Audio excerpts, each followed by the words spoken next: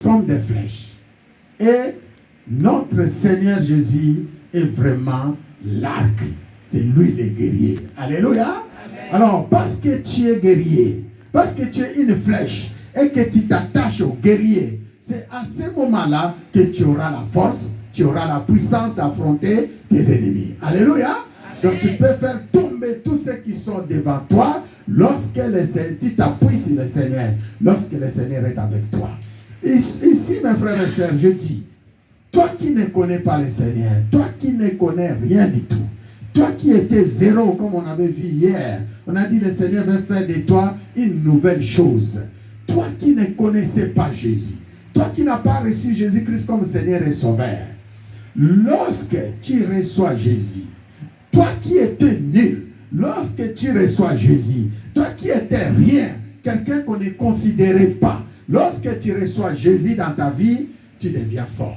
Amen. Tu deviens puissant. Yes. Même si les gens ne te connaissaient pas, le Seigneur est capable de te lever jusqu'au niveau où tu n'as jamais compris. Amen. Alléluia.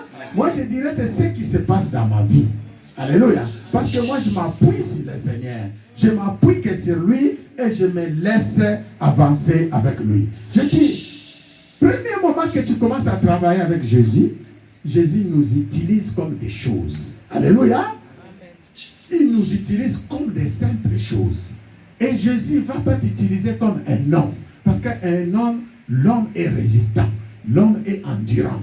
L'homme, il a toujours ses pensées à lui, ses raisonnements à lui, ses capacités à lui. Mais le Seigneur veut travailler avec toi comme un instrument. Et quand tu lis Acte 9, pour ceux qui étaient avec nous hier, j'essaie de vous expliquer. Quand tu lis Acte 9, il avait ramassé Paul sur la route de Damas. Alléluia. C'était une vraie rencontre. Il a pris Paul et il l'a amené jusqu'à chez Ananias. Arrivé chez Ananias, Seigneur Jésus qui a rencontré Paul sur la route de Damas, il pouvait faire tout avec Paul. Il pouvait lui donner tout ce qu'il désirait. Alléluia. Il pouvait lui offrir toutes les bénédictions qu'il avait parce qu'il était Dieu. Il avait toutes les capacités. Mais regarde ce qui s'est passé. Lorsqu'il a rencontré Paul, il a ordonné à Paul d'aller à Damas, d'aller rencontrer un homme qui s'appelle Ananias. Alléluia. Mais le plus important, c'est quoi? Lorsque Jésus a rencontré Paul, il n'a pas fait de Paul tout de suite apôtre. Alléluia. Il n'a pas fait de Paul tout de suite apôtre. Et quand il a rencontré Ananias, il dit à Ananias cette parole. Il dit, Ananias, va rencontrer un certain Paul dans la maison quelque part. Et ce Paul-là, c'est un instrument que moi j'ai choisi pour les amener devant les rois, devant les nations et devant les peuples d'Israël. Alléluia. Donc, Jésus-Christ a pris Paul pour un instrument qu'il va utiliser. Donc, pour une chose. Alléluia. Amen. Il n'a pas pris Paul pour un apôtre. Il n'a pas pris Paul pour un grand serviteur de Dieu évangéliste. Il lui a pris comme un instrument qu'il va utiliser. Pourquoi il a choisi ce mot instrument? Parce qu'il connaissait Paul. Paul n'était pas facile. Alléluia. Amen. Paul, il était dur. Paul était vraiment fort. Il avait la connaissance de la religion qu'il défendait, cette religion des Juifs. Donc, travailler avec Paul, il faut que Paul devienne un instrument. Alléluia. Amen. Que le Seigneur va utiliser. Est-ce que quelqu'un veut accepter de devenir l'instrument du Seigneur? Amen. Alléluia. Et lorsque Paul a accepté de devenir l'instrument de Jésus, c'est là où les choses sont parties. Il lui a envoyé chez Damas, chez Ananias à Damas, et là-bas à Damas, Ananias l'a ouvert les yeux. Donc on va parler que le vrai père spirituel de Paul, c'était qui? Ananias. Alléluia. C'était Ananias. C'est par là qu'il était passé et c'est par là qu'il a reçu. Allez lire Acte 22, vous allez voir tout ce qu'Ananias a prononcé à travers Paul. C'était vraiment des grandes bénédictions et c'est lui qui l'a ouvert les yeux. Alléluia. Donc aujourd'hui mes frères et sœurs, toujours dans le même sens de notre message, être un vaillant guerrier, c'est d'abord être un instrument de l'Éternel. Alléluia. Amen. Être une flèche que le Seigneur veut utiliser. Être un vaillant guerrier, c'est être à l'écoute de ce que Dieu te dit.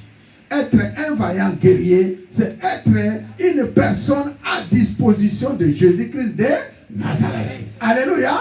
C'est comme ça que tu vas faire de percée en percée. C'est comme ça que tu vas aller de gloire en gloire. Alléluia. Est-ce que je parle à une personne? Est-ce qu'on va acclamer pour la gloire de Dieu? Voilà, donc tu défends la vérité, tu entres et tu entres. Pourquoi le Seigneur m'a donné ce message? Parce qu'il y a des gens qui se croient riches. Il y a des gens qui se croient, ils ont tout. Il y a des gens qui se croient que vraiment sa vie, il a tout gagné comme ce mauvais riche. Mais en réalité, devant le Seigneur, il n'est pas un bon riche, il est un mauvais riche. Alléluia. Alors pourquoi le Seigneur a traité cet homme mauvais riche? C'est ce que nous allons voir aujourd'hui. Pourquoi le Seigneur a traité cet homme mauvais riche? La Bible dit il y avait un homme riche. Donc au départ, cet homme n'était pas mauvais. Alléluia. Amen. Cet homme n'était pas mauvais. Cet homme était réellement riche, comme le dit la Bible. Et cette histoire, c'est Jésus-Christ qui est en train de raconter. Ce n'est pas vraiment... Moi, quand je prêche ce message, et avec la révélation que le Seigneur m'a donnée, Jésus parle en termes de paraboles. Mais en réalité, Jésus était un grand prophète, comme vous le savez. Alléluia. Il voyait les choses que nous, jusqu'à présent, des fois, on n'a pas encore vues. Quelqu'un veut dire Amen. Amen. Jésus voyait des choses qui vont arriver. Non seulement maintenant, mais même les choses qui vont arriver demain. Jésus était réellement Dieu. Jésus connaissait nos vies de début jusqu'à la fin. Alléluia. Il parle de cet homme mauvais riche. C'est un parabole. Mais je préfère que vous les preniez en sorte d'une révélation que le Seigneur est en train de nous donner. Et c'est vraiment ça. Nous allons entrer dans la pensée de Jésus dans ce texte de Luc 16. Vous allez comprendre que depuis le début de ce texte, Luc 16, verset 1, jusqu'à la fin, Jésus parle d'une seule chose, la mauvaise gérance. Alléluia. Amen. Il parle de la mauvaise gérance. Depuis le début de ce texte, si tu as bien fait l'étude de ce texte, Luc 16, c'est des paraboles que Jésus est en train de parler. Il parle sur une seule chose. Des biens qu'il avait donnés aux gens, la façon dont les gens se comportent, et aussi, il a fini avec le mauvais riche. C'était la conclusion pour te dire comment tu finiras lorsque tu ne comprends pas ce que Jésus est en train de faire. Alléluia. À Kinshasa, j'étais dans les églises et le Seigneur m'a inspiré après avoir étudié ces textes. Mais la seule question qui m'était venue à cœur, j'entendais dans mon cœur qui battait, quel péché cet homme a commis? Quel péché cet homme a commis? La Bible parle de ces riches. Il était riche, il ne manquait de rien, mais il se retrouve en enfer. Et le mauvais Lazare, et le pauvre Lazare, il n'avait rien. Il n'avait rien, le pauvre Lazare. Mais par contre, Lazare s'est retrouvé au paradis. Alléluia. À côté de notre père Abraham. Maintenant, la vraie question dans ce texte, quand tu lis, l'inspiration est que quel péché ce mauvais riche a commis pour se retrouver en enfer. Maintenant, regarde un peu ton voisin. Serre-lui la main, ta voisine qui est à côté de toi. Pose-lui la question. C'est riche et t'es riche. Est-ce que tu peux lui serrer la main? Serre-lui la main. Je te pose encore une question. On va faire comme on l'a fait à Kinshasa. Alléluia. Même ta femme, serre-lui la main. Ton voisin, dis-lui, cet homme riche était riche. Est-ce que tu peux répéter d'après moi? Dis, cet homme était riche. Il ne manquait de rien. Il avait tout ce qu'il avait. Il avait des richesses. Il avait l'argent. Mais il s'est retrouvé en enfer. Dans les lieux de tourment. Quel péché a-t-il commis? Quel péché a-t-il commis? Est-ce qu'on peut acclamer pour la gloire de Dieu? Alléluia. Là, je vois ma sœur Clara, il a fait vraiment très bien. Alléluia. Vraiment, quel péché a-t-il commis? Frères et sœurs, ça c'est ton message. Ça c'est notre message. Et moi j'ai travaillé ce message et le Seigneur m'a beaucoup parlé. Et j'ai commencé encore à entrer en profondeur dans les choses de Dieu. Et j'ai décidé, tout ce que j'ai, c'est pour Jésus. Alléluia. Amen. Tout ce que j'ai, c'est pour le Seigneur. Et je vis même dans la vision que cette salle ne nous convient plus. Il faut qu'on trouve une autre salle. Alléluia. Cette salle n'est plus à la hauteur pour recevoir les hommes de Dieu. Alléluia. Amen. Donc nous devons trouver une bonne salle pour recevoir les hommes de Dieu et pour adorer le Seigneur. Est-ce que vous êtes avec moi? Amen. Est-ce que cette prophétie s'accomplit au nom de Jésus? Amen. Alléluia. Il y a ceux qui posent des questions. Mais Jésus est la richesse. Alléluia. Amen. Jésus a Zambo Bonabiso. Et je vis à Kinshasa comment les gens sont en train de servir le Seigneur. Même avec Bambo Mangou, Baba, on parvenait qu'au fout à ça, il y avait $1000 à Kinshasa. C'était étonnant. Alléluia. C'était étonnant comme on est que dans Kinshasa, ils ont loué le pain mobile à Mbinza. Et si et à Mbinza, avec les cacahuètes, ils arrivent à payer la salle de $1000. Bon, est-ce que nous allons arriver? Amen. Est-ce que nous allons arriver? Laisse le Seigneur accomplir cette parole. Quelqu'un veut dire Amen? Amen. Nous devons être prêts pour l'œuvre de Dieu. Quelqu'un veut dire Amen? Amen. Alors la Bible dit, il y a eu cet homme. On parle de mauvais riches. Mais avant de commencer de parler de mauvais riches, laisse-moi te parler de ces paraboles de l'économe infidèle. Au premier verset, Jésus dit à ses disciples, un homme riche avait un économe qui lui fit dénoncer comme dissipant ses biens. Il l'appela et lui dit, qu'est-ce que j'entends dire de toi? Rends compte de ton administration, car tu ne pourras plus admirer mes biens. Alléluia. L'économe dit à lui-même, que ferai-je puisque mon maître m'ôte l'administration de ses biens? Travailler à la terre, je ne puis. Mendier, j'en ai honte. Je sais ce que je ferai pour qu'il y ait des gens qui me reçoivent dans leur maison quand je serai destitué de mon emploi. Alléluia. Ça, c'est le premier verset de Luc 16. On nous parle d'un économe infidèle. Alléluia. Un peu plus bas, écoutez ce que dit ce passage. Le passage dit, celui qui est fidèle dans les moindres choses, l'est aussi dans les grandes. Et celui qui est injuste dans les moindres choses, l'est aussi dans les grandes. Alléluia. Et il continue vers le verset 12, il dit, si vous n'avez pas été fidèle dans ce qui est à autrui, qui vous donnera ce qui est à vous? Nul serviteur ne peut servir deux maîtres, car ou il haïra l'un et aimera l'autre, ou il s'attachera à l'un et méprisera l'autre. Vous ne pouvez servir Dieu et Mammon. Alléluia. Est-ce qu'on peut acclamer pour la gloire de Dieu? On ne peut pas servir deux maîtres à la fois. Et dans le deuxième passage de ces paraboles, on a encore une autre parabole. La Bible dit les reproches aux pharisiens. Pendant que Jésus prêchait à ses disciples, il y avait, à partir du verset 14, les pharisiens qui étaient avares. Écoutaient aussi tout ce que Jésus enseignait à ses disciples. Mais ils se moquaient de Jésus. Alléluia. La Bible dit, ils se moquaient de qui? De Jésus. Et c'est comme ça, un peu plus bas, arrivent les paraboles des mauvais riches. Donc, ces paraboles des mauvais riches, ce sont des instructions que Jésus donnait non seulement à ses disciples, mais aussi aux pharisiens qui écoutaient ses prédications. Alléluia. Qui ne comprenaient pas les choses. On va traiter ce thème. Quel péché a-t-il commis? Quel péché a-t-il commis? J'aimerais que tu ne sois pas distrait. Je vais courir derrière la montre pour traiter avec vous ce message. Quel péché a-t-il commis? Parmi nous, il y a des gens qui commettent beaucoup de péchés et ils ne se rendent pas compte. Parmi nous, il y a des gens qui font des choses qui ne donnent pas gloire à Dieu, mais ils ne comprennent pas que ce qu'ils font n'est pas bon aux yeux de l'Éternel. Alléluia. C'est comme ces mauvais riches.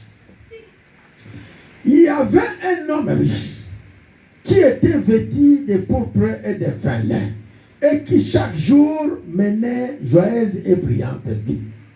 À côté de lui, il y avait un homme nommé Lazare, était couché à sa porte couvert d'ulcères et désirait de se rassasier des miettes qui tombaient de la table du riche. Et même les chiens, la Bible dit, venaient encore lécher ses ulcères. Alors, la Bible dit, les pauvres moururent. Il fut porté par les anges dans les seins d'Abraham. Et les riches moururent. Il fut enseveli. Alléluia. Il y a un qui était emporté avec les anges, mais il y a un autre qui était enseveli, c'est-à-dire enterré. Alléluia. Amen. Mais écoute, dans les séjours des morts, il leva les yeux, tandis qu'ils étaient en proie au tourment. Il vit de loin Abraham et Lazare dans son sein. Et il commence à crier, Père Abraham, aie pitié de moi, envoie Lazare pour qu'il trempe le bout de son doigt dans l'eau et me réfléchisse la langue, car je souffre cruellement dans cette flamme. Abraham répondit, mon enfant, souviens-toi que tu as reçu tes biens pendant ta vie et que Lazare a eu les maux pendant la sienne. Maintenant, il est ici consolé et toi, tu souffres. D'ailleurs, il y a entre nous et vous un grand abîme afin que ceux qui voudraient passer d'ici vers vous ou de là vers nous ne puissent le faire. Les riches disent, je t'ai pris donc, Père Abraham, d'envoyer Lazare dans la maison de mon père, car j'ai 5 frères. C'est pour qu'il leur atteste ces choses, afin qu'ils ne viennent pas aussi dans ces lieux de tourment. Abraham répondit, ils ont Moïse et les prophètes qui les écoutent. Et il dit, non, Père Abraham. Mais si quelqu'un de mort va vers eux, ils se repentiront. Et Abraham lui dit, s'ils n'écoutent pas Moïse et les prophètes, s'ils n'écoutent pas Moïse et les prophètes, ils ne se laisseront pas persuader. Quand même, quelqu'un de mort va ressusciter. Alléluia. Amen. Alléluia. Amen. Frère, c'est un message d'évangélisation. Je vois même l'onction qui descend. Alléluia. C'est un message d'évangélisation. C'est un message de délivrance. C'est un message de libération. C'est un message qui fera de toi une flèche dans ta famille. Quelqu'un veut dire amen. Amen. C'est un message qui fera de toi un vaillant guerrier. Lorsque tu comprendras ce message aujourd'hui. La clé, c'est quel péché cet homme a-t-il commis? C'est une question. Cette question, c'est une question, lorsque tu poses, ça va t'apporter la sagesse. Il y a eu des questions dans la Bible. Par exemple, il y a eu des questions que Jésus avait posées à Lazare. Que veux-tu que je te fasse? Pendant qu'il était aveugle, malade. Il y a eu des questions que Jésus posait, plusieurs questions à ses disciples. Il y a eu aussi des questions que les disciples posaient à Jésus. Par exemple, pourquoi leur parles-tu en parabole? Alléluia. Amen. Parce qu'il s'agit de paraboles. Il pose la question à Jésus. Mais ces gens que tu es en train de parler, pourquoi leur parles-tu en parabole? La réponse de Jésus, je leur parle en parabole. Parce que les prophéties d'Ésaïe s'accomplissent. Ils ont des oreilles, mais ils n'écoutent pas. Alléluia. Ils ont des yeux, mais ils ne voient pas. Alléluia. Et ainsi s'accomplit cette parole qui dit, je leur parle en parabole. Parce que ces nourritures ne sont pas réservées pour eux. C'est des nourritures qui sont réservées pour nous, les enfants de Dieu. Amen. Recevez cela au nom de Jésus. Amen. Recevez cela au nom de Jésus. Amen. Vous savez, dans ce monde, il y a des gens qui leur parlent des choses de Dieu. Des fois, ils écoutent, mais ils n'ont pas des oreilles pour entendre. Alléluia. Amen. Des fois, ils voient, mais ils n'ont pas les yeux pour comprendre et pour recevoir les choses telles qu'elles sont. Et ces gens-là, il ne faut pas passer ton temps avec eux. Parce que cette nourriture, ce ne sont pas pour eux. Alléluia. Amen. Ce ne sont pas réservés pour eux. Au sein de l'église comme la nôtre, il y a aussi des gens comme ça. Tu leur parles des choses de Dieu. Des fois, ils t'apportent des discussions, des incompréhensions. Ne passe pas ton temps. Alléluia. Vois les gens qui sont vraiment concentrés à recevoir la parole et à les mettre en pratique. C'est ces gens-là que le Seigneur cherche. Amen. Soyez bénis au nom de Jésus. Amen. Quel péché a-t-il commis? La Bible nous parle de cet homme riche. Il était riche. il s'habillait bien, il mangeait bien, il menait une joyeuse et brillante vie. Et je me suis posé la question, est-ce que être riche, c'est un péché qui peut t'amener à l'enfer? Non. Non. Alléluia. J'ai posé encore une deuxième question pendant que j'ai préparé mes prédications. Ça s'est passé à Kinshasa. Est-ce que s'habiller très bien, c'est une question que tu puisses te retrouver en enfer? Non. Non. Alléluia. Est-ce que mener une joyeuse et brillante vie, c'est-à-dire manger bien, rouler dans les belles voitures, avoir une belle femme, avoir une belle maison, c'est une raison pour que tu te trouves en enfer? Non. Non. Alléluia. Alors, quel péché, qu'est-ce que cet homme riche a fait pour se retrouver en enfer? Si tu commences à te poser des questions comme ça, ta mémoire commence à sourire. Alléluia. Même ton esprit commence à être éclairé. Amen. Maintenant, tu viens chez le pauvre Lazare. Pauvre Lazare, la Bible nous dit, il y avait à côté de ces riches un nommé appelé Lazare. Il avait des maux, il était malade, il était souffrant, il était pauvre. Je pose la question, est-ce que la pauvreté, c'est une raison pour nous de se retrouver en enfer? Non. Non. Est-ce que être pauvre veut dire que tu vas finir en enfer? Non. Non. Alléluia. Amen. Ta pauvreté ne peut pas t'amener en enfer. Alléluia. Amen. Est-ce qu'avoir des maux, c'est-à-dire des problèmes, des difficultés, des soucis, c'est une raison pour que toi tu te trouves en enfer? Non. Non.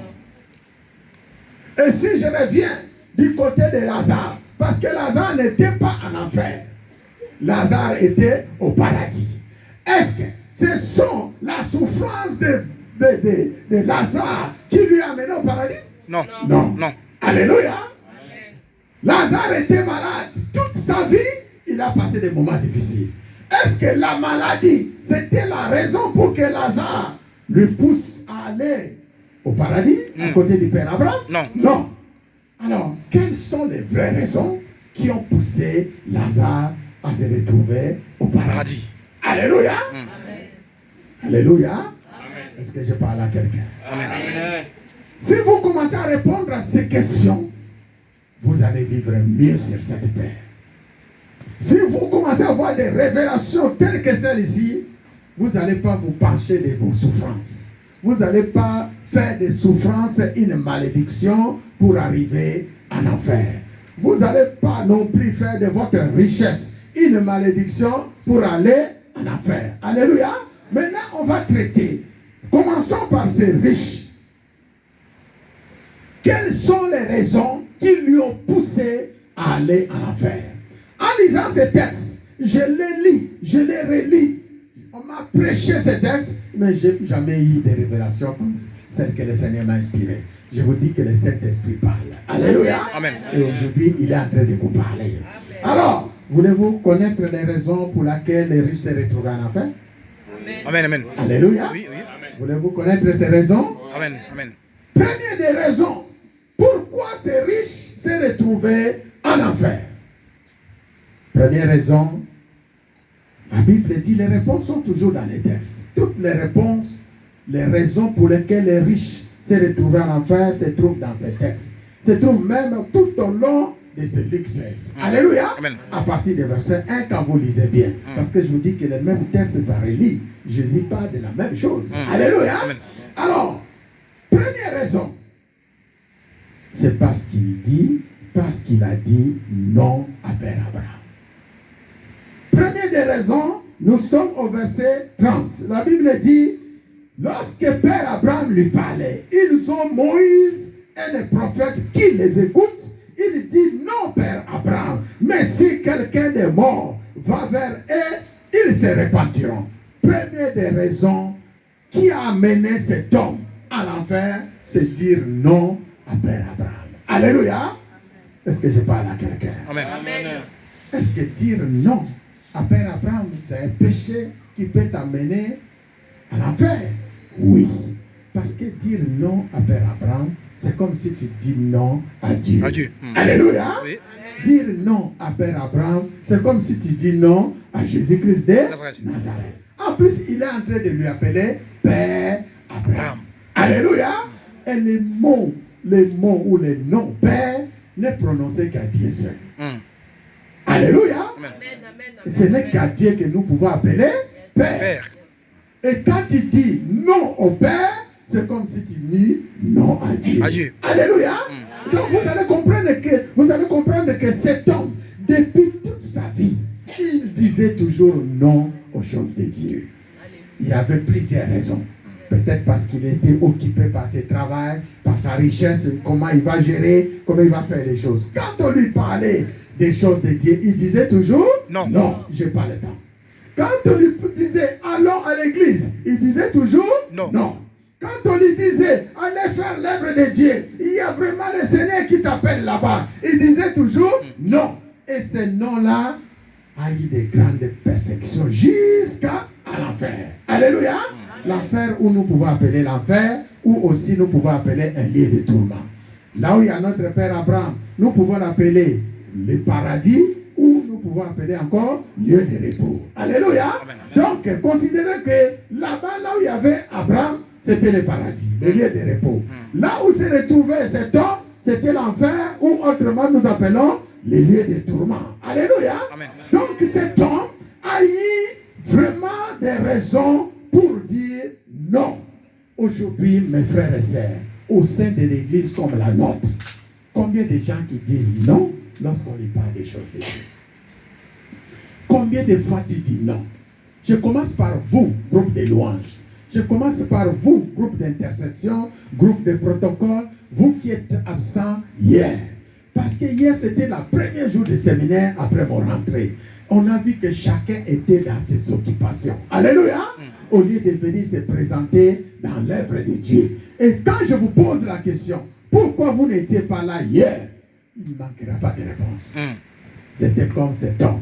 En donnant beaucoup des arguments, c'est dire non au Seigneur Jésus-Christ. Et dire non au Seigneur Jésus-Christ, c'est comme si tu es en train de prononcer et d'appeler les lieux de tourment vers toi. Alléluia. Amen. Première réponse, c'était dire non, Père Abraham.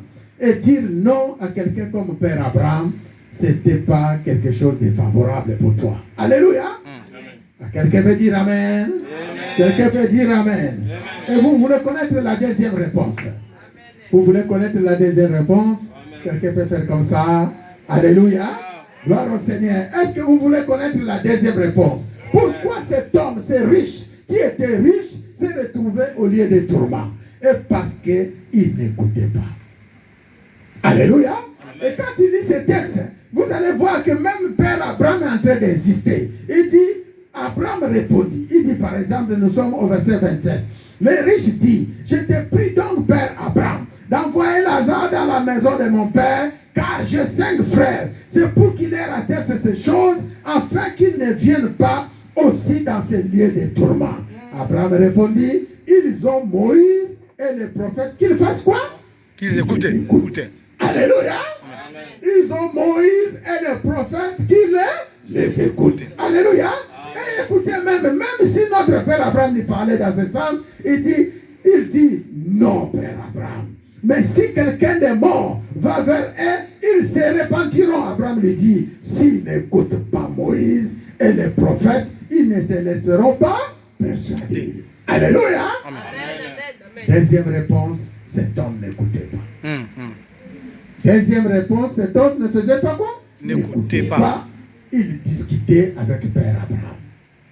Il discutait avec Père Abraham, un Père Abraham qui était vieux en connaissance.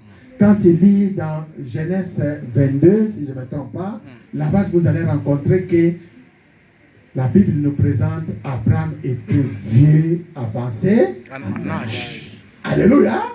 La Bible dit Abraham était vieux, avancé en âge. Le synonyme de la vieillesse n'est pas égal à l'âge. Alléluia. Amen. Quand on parle de l'âge de Père Abraham, c'est autre chose. C'est la durée de temps qu'il a fait sur la terre. Mais quand on parle de la vieillesse, c'est-à-dire dit, la Bible nous dit, Abraham avait une connaissance profonde dans les choses de Dieu. Amen, amen. Alléluia. Amen. Il était mature. Un vieux, c'est quelqu'un qui est mature, dans la connaissance de la parole. Alléluia. Amen. Et cet homme qui est en train de parler comme ça, il n'avait aucune connaissance. Nous allons découvrir. Il manquait même de l'eau dans sa bouche. Alléluia. Amen. Et il discute avec quelqu'un qui a plus de connaissances que lui. Quelqu'un peut dire Amen. Amen. Et aujourd'hui, mes frères et sœurs, au sein de l'église, combien de gens qui discutent avec des prophètes? Combien de gens qui discutent avec les pasteurs comme nous? Combien de gens, et moi-même qui êtes là, des fois je me tiens là, je vous dis, je fais mon espérance avec le Seigneur. Alléluia.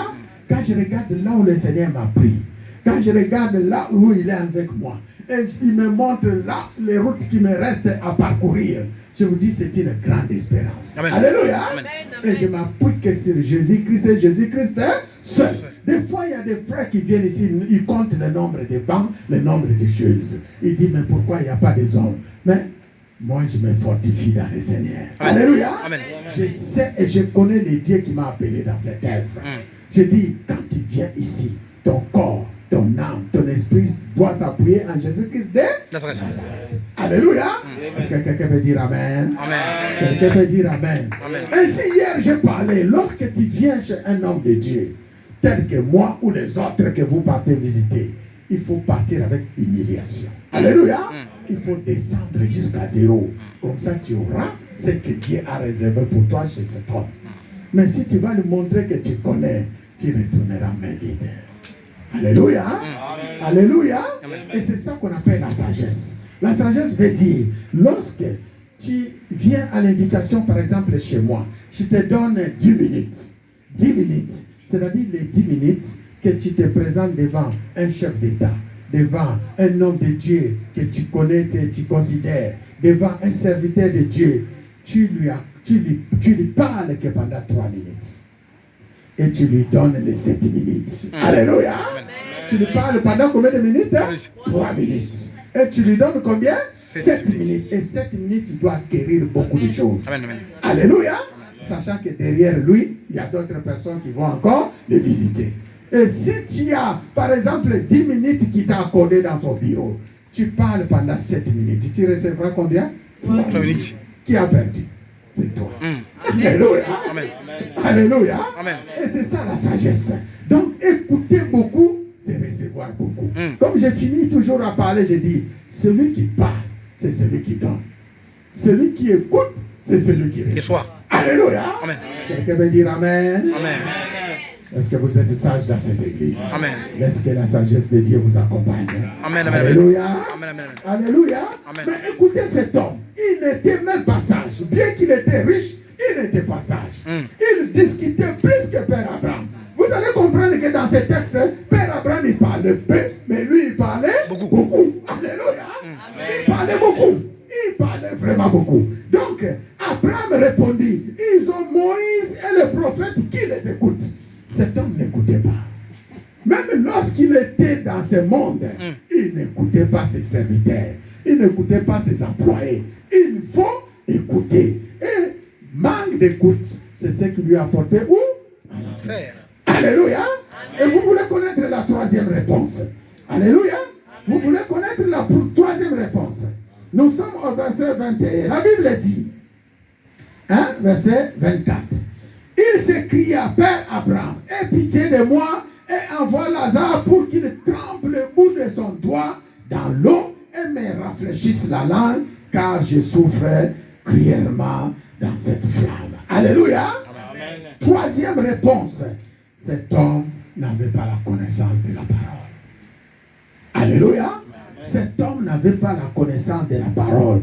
Il manquait même le goût d'eau. Alléluia. Amen. Et l'eau, c'est synonyme de la parole. Et la parole, c'est Jésus-Christ de Nazareth. Donc, cet homme n'avait pas Jésus-Christ de Nazareth. Alléluia. Et ne pas avoir Jésus-Christ de Nazareth dans ce monde, c'est la réponse finira où? En enfer. Alléluia.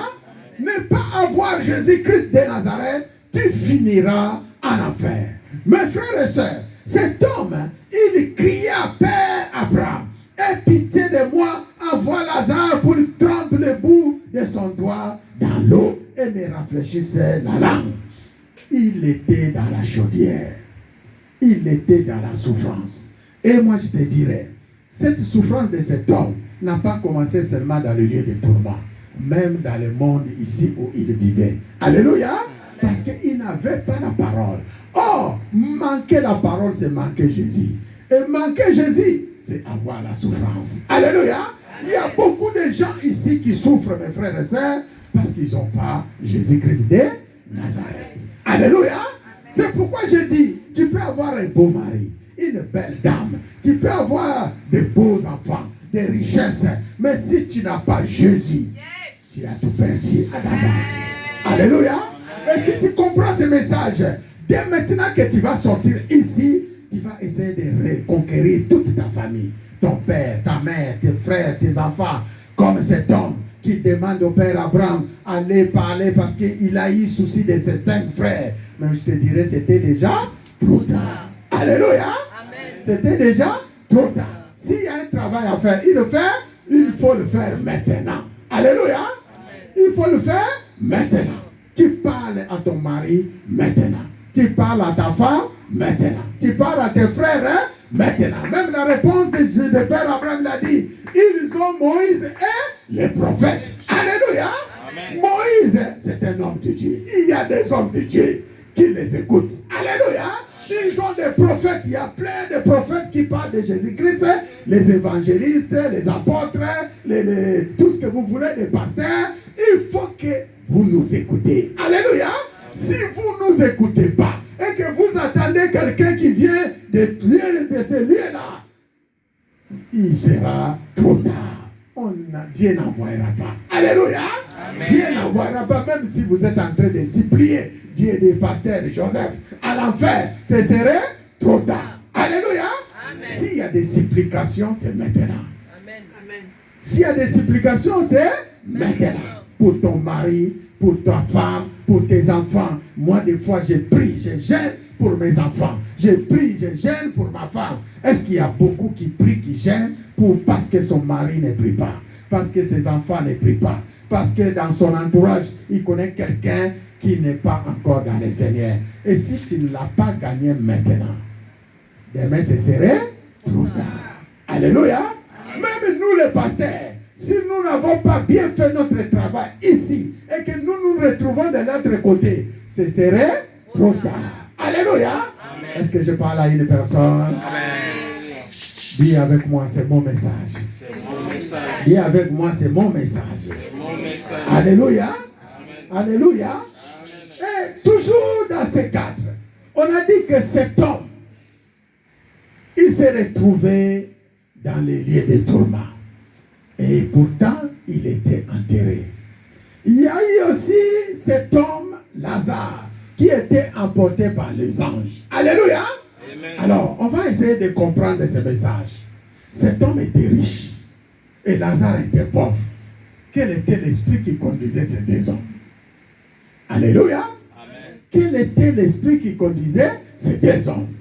Et la réponse est claire. Parce que la Bible nous dit Lazare était emporté par les anges. Alléluia. Amen. Donc Lazare avait l'esprit de Dieu. Parce que tu as l'esprit de Dieu, mon frère, ma soeur. Maintenant, quand aujourd'hui tu vas te trouver dans ce monde-là, tu ne partiras pas de toi seul, de toi-même. Il y aura des anges qui vont t'emporter. Alléluia. Amen. Vous avez entendu des témoignages combien des anges ils ont amené les gens. Combien des anges ils ont emporté les gens jusqu'au ciel. Et moi-même, je fais partie. Je dirais combien de fois les anges m'ont transporté pour me déposer entre les mains du Seigneur. Alléluia. Amen. Et recevoir des instructions et me faire descendre encore sur la terre. C'était une expérience extraordinaire. Alléluia. Amen. Il y a des anges qui font leur boulot. Alléluia. Des fois, tu es en train de rêver, Pasteur Joseph qui te parle. Moi, je te dirais que pendant ce temps que tu es en train de rêver, moi, je te parle. Je suis dans mon lit, des fois, je dors. Alléluia. Des fois, je dors. Alors, qui est cet homme-là qui vient te parler? C'est l'ange de l'Éternel qui est avec moi. Alléluia. Amen. Il est en train de te parler. Il est en train de te signaler, de te donner des consignes. Si tu es sage, tu écoutes, tu seras sauvé. Et si tu n'écoutes pas, mon frère et soeur, la réponse est claire, tu sais où tu finiras. Alléluia. Alors, quel était l'esprit qui a conduit ces pauvres dans les lieux de tourment? Ce message, c'est aussi le message que nous prêchons lorsqu'on travaille sur le sujet, le monde naturel, le monde surnaturel. Alléluia. Lorsqu'on travaille, il y a des thèmes. On dit le monde surnaturel, le monde spirituel, leur délivrance, leur connaissance et leur délivrance, leur connaissance et aussi la bénédiction qui est cachée derrière. Donc, frères et sœurs, vous allez comprendre que le monde surnaturel a des effets et des perceptions. Alléluia. Amen. Le monde surnaturel a des choses. Considérez que cet homme a été emporté aussi par un esprit. Si Lazare était emporté par les anges, quel était l'esprit qui emportait cet homme? Quel était l'esprit qui manipulait cet homme? La réponse, vous allez le trouver dans Luc chapitre, dans Luc 16, toujours nous sommes dans Luc 16 au verset 13. Alléluia. Et la Bible dit, c'est Jésus qui parle après avoir parlé de l'économe infidèle. Nul serviteur ne peut servir deux maîtres. Alléluia. Car où il haïra l'un et aimera l'autre. Où il s'attachera à l'un et maîtrisera l'autre.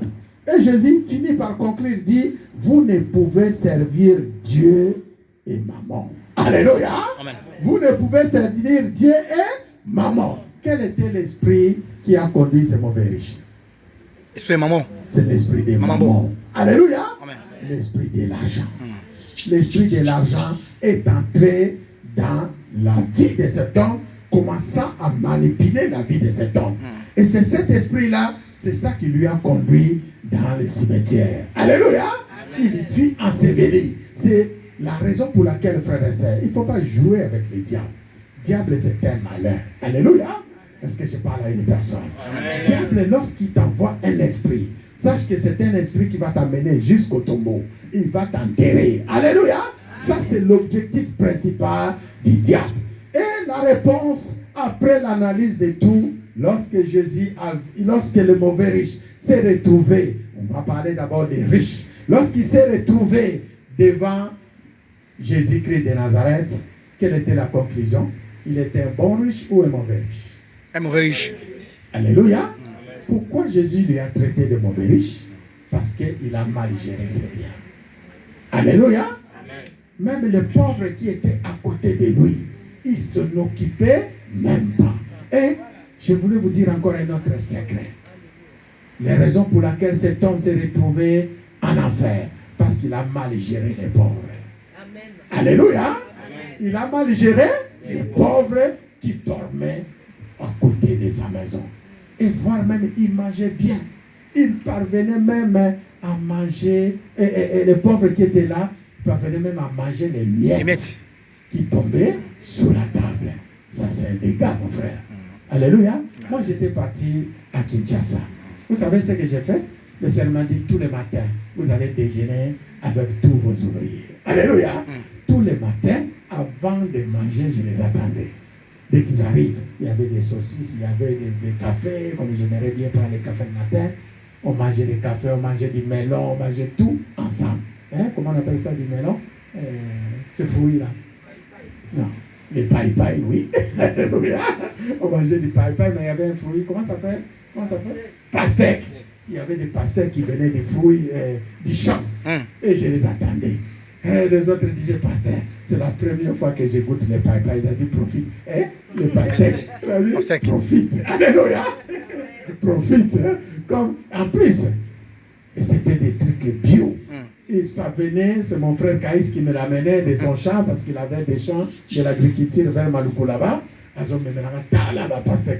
Alléluia. Mais vraiment, Kinshasa était bien gâté. Alléluia. Amen. Alléluia. Amen. So balobino kende kino koboyate. Est-ce que na lobe na mutu moko? Amen. Alléluia. So balobi beta tourna kin koboyate. Comme on a kaka phase gauche, on a fait phase droite à Kinshasa. Ça existe. Alléluia. Donc, on était avec mes frères Je les considérais mes frères. Le locataire qui était avec moi, ils étaient comme mes frères. Alléluia. Amen. Je lui disais, vous êtes mes frères et vous êtes avec moi. On mange ensemble, on boit ensemble, on fait tout ensemble. Alléluia. Frère, considérez même les petits qui sont petits devant toi. Amen. Ne les déconsidérez pas. L'une des raisons cet homme s'est retrouvé en enfer, c'est parce qu'il ne considérait pas les pauvres. Alléluia. Il ne s'occupait pas des pauvres. Si le Seigneur te donne les moyens, même si tu ne peux pas s'occuper de tous, s'occuper d'ailleurs. Laisse-moi te dire, comme le Seigneur est en train de me parler, parmi vous, des fois, il y a des responsabilités qui peuvent être moi, au moins, en charge mon aîné. Alléluia. Donc, je te dis, derrière lui, se cache une grande bénédiction. Est-ce que je parle à une personne? Amen. Alléluia.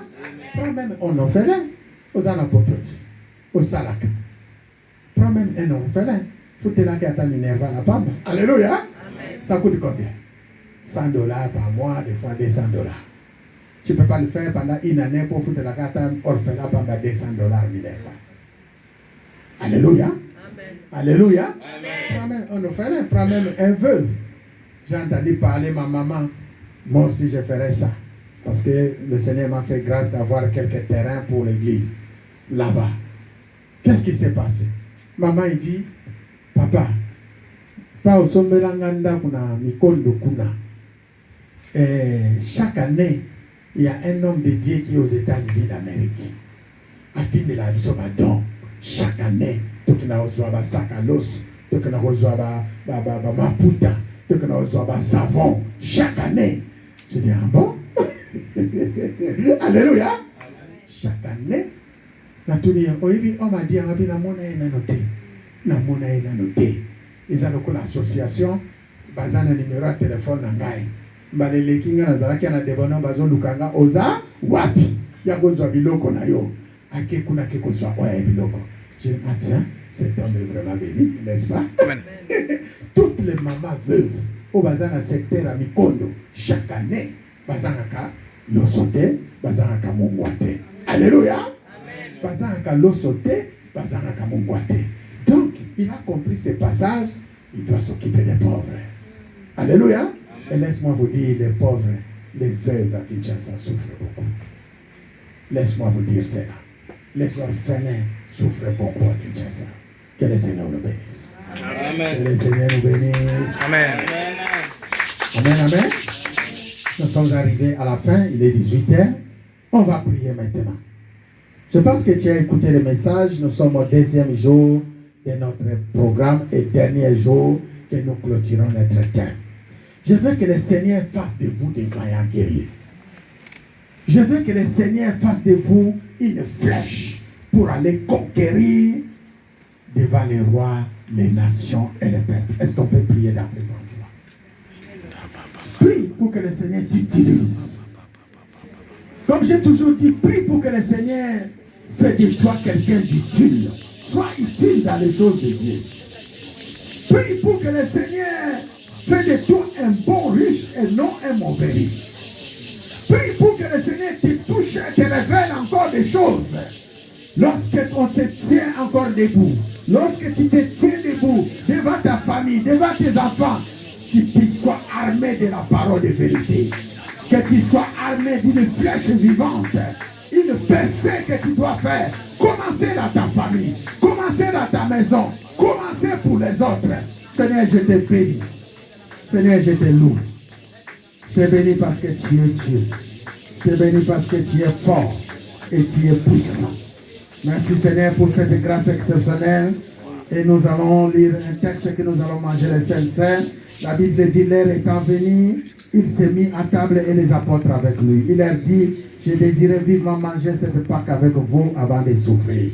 Car je vous l'ai dit, je ne mangerai plus jusqu'à ce qu'elle soit accomplie dans le royaume de Dieu. Ayant pris une coupe et rendu grâce, il dit, prenez cette coupe et distribuez-la entre vous. Car je vous l'ai dit, je ne boirai plus désormais du fruit de la vigne jusqu'à ce que le royaume de Dieu soit venu. Ensuite, il prit du pain et après avoir rendu grâce, il rompit, leur donnant en disant, ceci est mon corps qui est donné pour vous.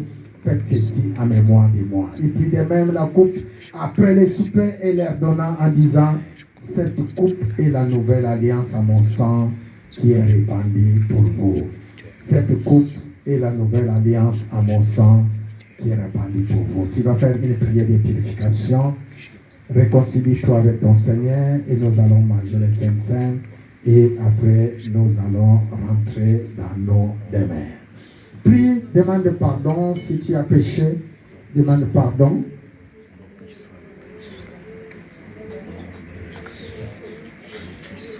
Purifier le Saint-Saint, c'est le jus des raisins, c'est le pain sans levain. Mais la Bible dit, lorsque nous l'apportons devant tout le monde, ça devient une nourriture. Le corps de Jésus et le sang de Jésus. Il y a de la puissance dans le sang de Jésus-Christ. Il y a de la puissance dans le corps de Jésus. Seigneur, viens manger avec nous. Comme tu l'as toujours fait, donne-nous la force, fais de nous des vaillants guerriers. Et que Seigneur, ton message s'accomplisse dans nos vies. Fais de nous une flèche vivante. Que nous faisons de percée en percée. Que nous faisons, Père, que nous allons triompher avec toi. Nous défendons la vérité, la douceur et ta justice. Seigneur, comble-nous, Seigneur, comble-nous encore. Bénis cette nourriture, bénis ton peuple qui s'avance. Merci encore, Père, pour ce repas. Sois notre Dieu et notre roi. Père, merci. Voici, nous te présentons encore ces jus de raisin. Nous te présentons ces biscuits, pain sans levain. C'est fabriqué par les mains des hommes. Mais parce que nous l'apportons devant toi. Parmi nous, il y a ceux qui sont malades. Parmi nous, il y a ceux qui ont des problèmes. Parmi nous, Seigneur, il y a des mauvais riches. Parce que tu nous as révélé, maintenant, Seigneur éternel, fais de nous des bons riches. Fais de nous, donne-nous une richesse intarissable. Une richesse qui demeure jusqu'à l'éternité. Avec cette richesse, Seigneur, nous allons glorifier ton nom. Nous allons bénir ton peuple. Nous ne manquerons de rien et ton peuple ne manquera de rien. Je te loue, Père, pour tout ce que tu fais. À toi, c'est la gloire, l'honneur et la puissance au siècle des siècles. Amen. Amen. Est-ce qu'on va acclamer pour la gloire de Dieu? Vous êtes baptisés, vous avez pris les baptêmes d'immersion, vous êtes entrés dans l'eau, vous êtes sortis. N'hésitez pas à venir rencontrer le Seigneur. Amen. Tu n'as pas été baptisé, n'avancez pas. Après, venez voir les pasteurs. On aura à programmer un programme pour les baptêmes. Alléluia. Amen. Je vous ai toujours dit, cette maison, ce qui nous réunit ici, c'est le sang de Jésus, c'est le corps de Jésus. Donc c'est Jésus-Christ de Nazareth. Et ça nous donne la force, ça nous délivre, ça libère, ça sauve. Ça coupe les liens, comme nous sommes l'église chrétienne Alliance. Les liens du monde des ténèbres seront coupés à travers ces jus que vous vivez. Alléluia. Amen. Et nous appelons le sang de Jésus. Tu n'es pas baptisé, tu es resté longtemps dans cette maison, fais l'effort. J'ai reçu des messages et des témoignages à travers les sœurs, combien ils ont reçu le message des baptêmes pour qu'ils soient baptisés cet été. Et je vous promets que ça fera fait. Alléluia. Amen. Ceux qui ne sont pas entrés dans l'eau. Maintenant, on va avancer. J'appelle les serviteurs de Dieu.